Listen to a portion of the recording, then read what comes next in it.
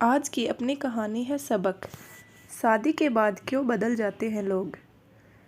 सुनो, क्या आप ऑफिस से आते हुए सब्जी लेते आओगे? संगीता जल्दी जल्दी घर में ताला लगाते हुए बोली। सुनकर राहुल चौंक गया। बोला, क्यों? तुम्हें क्या हुआ? रोज़ तो तुम ही लाती हो। आज मुझे घर आने में देरी हो जाएगी। मम्मी के घर आ जाना है, उनकी तबीयत ठीक नहीं है। संगीता की बात सुनते ही राहुल की त्योरियां चढ़ गई। तुम्हें तो रोज़ मायके जाने का कोई बहाना चाहिए। कभी मम्मी की तबीयत ठीक नहीं है तो कभी पापा का मूड खराब है, राहुल झुंझलाते हुए बोला। राहुल की बात सुनकर संगीता रोआंसी हो गई। माँ बाप की इकलौती संतान संगीता ने विवाह से पहले ही राहुल से कह दिया था कि उसे अपने माँ बाप का ख्याल रखना है। तब तो राहुल ने उसकी इस सोच को सराहा था, लेकिन अब जब भी वह मायके जाने का नाम लेती है, राहुल ऐसे ही रिएक्ट करता है। वैसे तो वह चुपचाप राहुल की बात सुन लेती है, लेकिन आज उसकी बात संगीता के मन में चुभ गई। अतः वह भी तल्ख लहजे में बोली, ठीक है, अब मैं वापस घर नहीं आऊँगी, वहीं रह लूँगी। राहुल ने संगीता की बात को हल्के में ले लिया और उसे बस स्टॉप पर छोड़कर ऑफिस चला गया। संगीता का मूड पूरी तरह से खराब हो गया था। बस जब उसके सामने रुकी तो वह अनमनी सी उसमें चढ़ गई। ऑफिस में जल्दी जल्दी पेंडिंग काम निपटाकर लंच में घर के लिए निकल गई, लेकिन घर जाने की बजाय अपनी सहेली रितु के पास चली गई। दरवाजे पर संगीता को देखते ही रितु खुशी से उसके गले लग गई। उसके उदास चेहरे की ओर देखते हुए रितु बोली, सच सच बता, क्या हुआ है? राहुल से फिर झगड़ा हुआ है क्या? नहीं यार, ऐसी बात नहीं है, संगीता आंखें चुराते हुए बोली। अच्छा, तो अब तुम मुझसे बात छिपाओगी? रितु नाराज़गी दिखाते हुए बोली।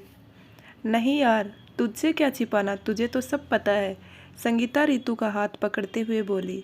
अच्छा ठीक है, तू बैठ, मैं अभी आती हूँ, कहकर रितु किचन में चली गई। थोड़ी देर बाद चाय नाश्ता लेकर बाहर आ गई। जब संगीता नाश्ता कर चुकी तो रितु बोली, अब बता क्या बात है, क्यों इस खूबसूरत चेहरे पर 12 बज रहे हैं? क्या बताऊं यार, रोज़ रोज़ की किचकिच से तंग आ गई हूँ। जब भी राहुल से मम्मी के घर जाने की बात करती हूँ तो उसका पारा चढ़ जाता है। तू तो जानती ही है कि मम्मी पापा का मेरे अलावा और कोई नहीं है। राहुल से यह बात मैंने पहले ही कह दी थी कि विवाह के बाद भी मैं मम्मी पापा की जिम्मेदारी इसी तरह निभाऊंगी। तब तो उन्होंने हंसते हुए हामी भर दी थी, लेकिन अब अपनी ही बात से पलट गए हैं। अच्छा, तो यह बात है। राहुल ने फिर से तेरे मायके जाने पर ऐतराज़ जताया, इसलिए तेरा मूड खराब है। रितु ठंडी सांस लेते हुए बोली। चिंता न कर, इस समस्या का कोई समाधान निकालते हैं। क्या समाधान निकलेगा इसका, मेरी तो कुछ समझ में नहीं आ रहा है। एक तरफ मम्मी पापा है और दूसरी ओर राहुल। दोनों के प्रति अपने दायित्व निभाते निभाते मैं तो थक गई हूँ। कभी कभी तो मन करता है सब कुछ छोड़कर कहीं दूर भाग जाऊँ, संगीता रुआंसे स्वर में बोली। रितु कुछ सोचते हुए बोली, सही कह रही है तू, कुछ दिनों के लिए इन झमेलों से कहीं दूर चली जा। तब राहुल को पता चलेगा कि बीबी घर में न रहे तो कैसा महसूस होता है। क्या तू मेरी बात से सहमत है रितु? संगीता असमंजस में भर कर बोली। और नहीं तो क्या, मैं कोई बात बिना सोचे समझे थोड़ी करती हूँ, रितु बोली। पर जाऊँ कहाँ यार, यह भी तो समस्या है। कहीं जाने की ज़रूरत नहीं है, यही मेरे पास ही रहे। वरुण पूरे महीने के लिए अमेरिका गए हैं, मैं घर में अकेली ही हूँ। दोनों सहेलियाँ मिलकर कॉलेज के दिनों की यादों को ताज़ा करेंगी। चल यही ठीक है, कुछ दिन मैं तेरे पास ही रहती हूँ, संगीता राहत की सांस लेते हुए बोली। अभी राहुल को इस बारे में कुछ भी नहीं बताना, उन्हें भी तो पता चले तेरी कीमत। आज जब तू घर नहीं पहुँचेगी तो बच्चों को पता चलेगा। रितु से अपने मन की बात बताने के बाद संगीता बहुत हल्का महसूस कर रही थी। रितु ने संगीता के अपने घर में रहने की बात उसके माता पिता और सास ससुर को बता दी, और साथ ही यह भी बोला कि वे राहुल से यह न बताए कि संगीता कहाँ पर है। ऑफिस जाकर राहुल संगीता से हुए झगड़े की बात भूलकर अपने काम में बिजी हो गया। जब वह घड़ी में 8 बजे तो उसे घर जाने की सुध आई। घर पहुंचने के बाद उसने घर पर ताला लगा देखा तो उसे सुबह के वाद विवाद की बात याद आई। वह बड़बड़ाते हुए ताला खोलने लगा। कितना भी मना कर लो, पर मैडम करेगी अपने मन की ही। मायके जाना बंद नहीं कर सकती, चाहे उसके लिए भले ही पति से झगड़ा मोल लेना पड़े। जब रात के 10 बजे तक भी संगीता घर नहीं आई तो राहुल को गुस्सा आने लगा कि आज तो हद हो गई। 10 बज गए पर मैडम का कहीं पता नहीं। आज घर आए तो इस मामले का सही तरीके से निपटारा करता हूँ। लेकिन जब 12 बजे तक भी संगीता नहीं आई तो राहुल को सुबह का वाकया याद आ गया, साथ ही अपना डायलॉग भी याद आ गया कि तुम वहीं क्यों नहीं रुक जाती। अब उसे अपने आप पर गुस्सा आने लगा कि क्यों नहीं वह अपनी ज़बान पर नियंत्रण रख पाता है।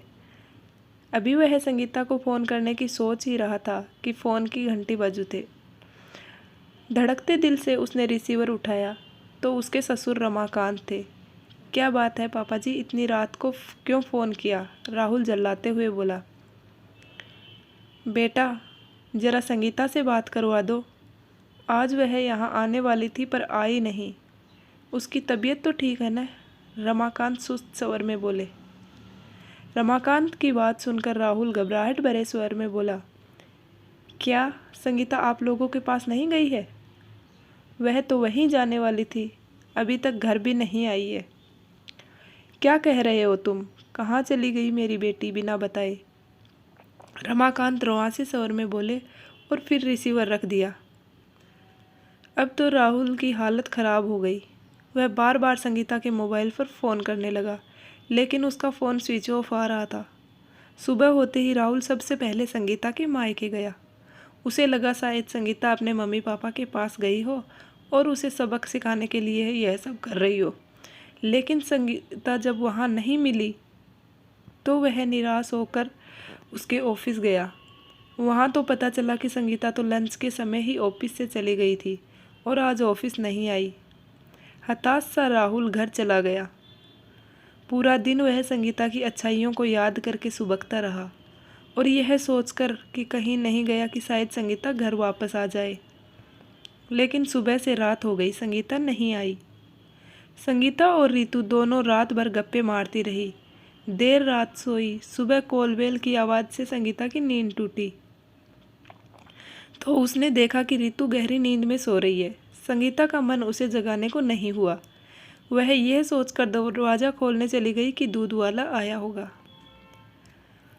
संगीता ने दरवाज़ा खोला तो देखा कि दरवाजे पर 4 अजनबी खड़े हैं।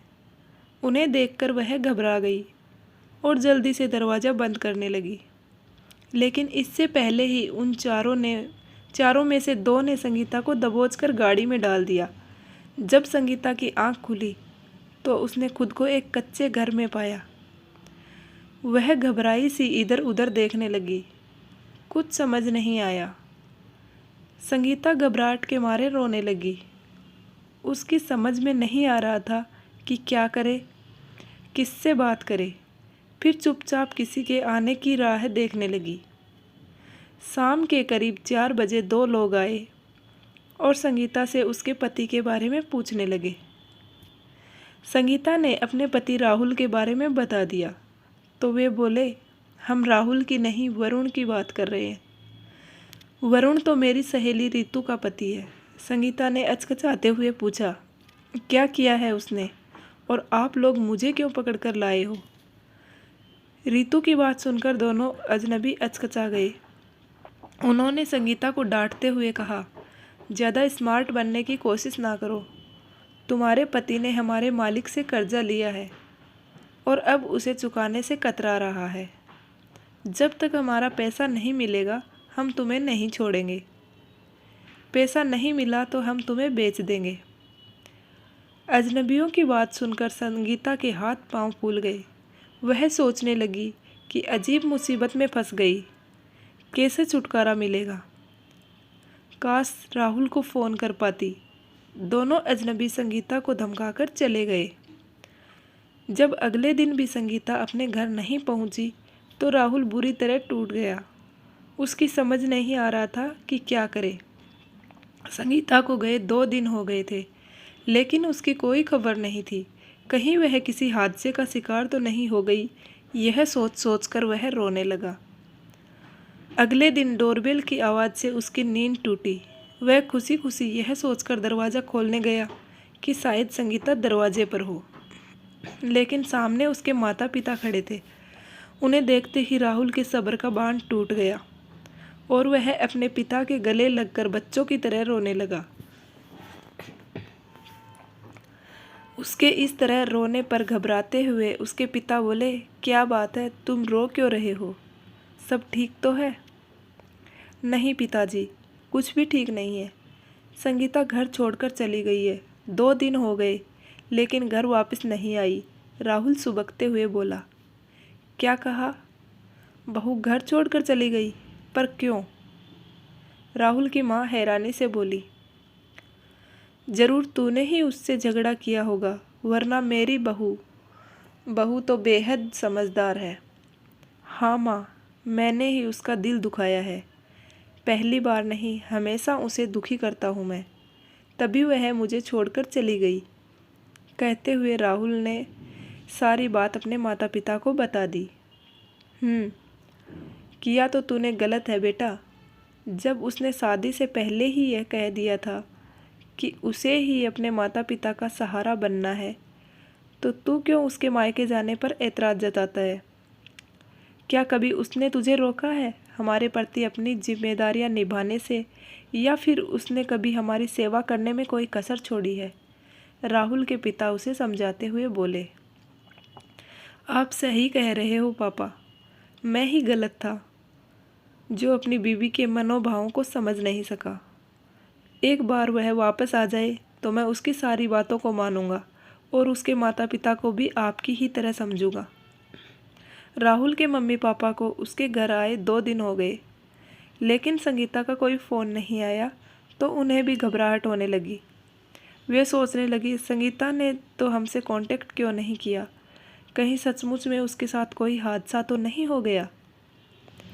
उधर संगीता के अचानक गायब हो जाने से रितु बहुत परेशान थी। उसकी समझ में नहीं आ रहा था कि वह अचानक कहाँ चली गई। उसने अपने दिल को यह सोचकर तसल्ली दी थी कि हो सकता है वह राहुल के पास लौट आई हो, लेकिन जाने से पहले वह अपना फ़ोन क्यों नहीं लेकर गई, यह बात रितु को परेशान कर रही थी। 2 दिन तक उसने संगीता के आने का इंतज़ार किया, लेकिन जब उसकी कोई खबर नहीं मिली तो उसने राहुल से मिलने का निश्चय किया। अगले दिन रितु राहुल के ऑफिस पहुंची और उसे सारी बात बता दी। रितु की बात सुनकर राहुल घबरा गया। रितु बोली, ऐसे घबराने से काम नहीं चलेगा राहुल। लगता है संगीता किसी बड़ी मुसीबत में फंस गई है। हमें पुलिस में रिपोर्ट दर्ज करानी होगी। फिर दोनों पुलिस स्टेशन पहुंचे और संगीता की गुमशुदगी की रिपोर्ट लिखवा दी। रिपोर्ट लिखवाने के अगले ही दिन राहुल के पास फ़ोन आया कि गांव के पास में कुछ लोगों की शिकायत आई है कि वहां एक खाली मकान में कुछ औरतों को कैद करके रखा गया है। उन्हें कहीं बाहर भेजने की तैयारी चल रही है। हम वहां रेड मारने जा रहे हैं। आप भी हमारे साथ चलिए, शायद आपकी पत्नी की कोई खबर मिल जाए। फ़ोन सुनते ही राहुल अपने और संगीता के मम्मी पापा के साथ पुलिस स्टेशन पहुंचा।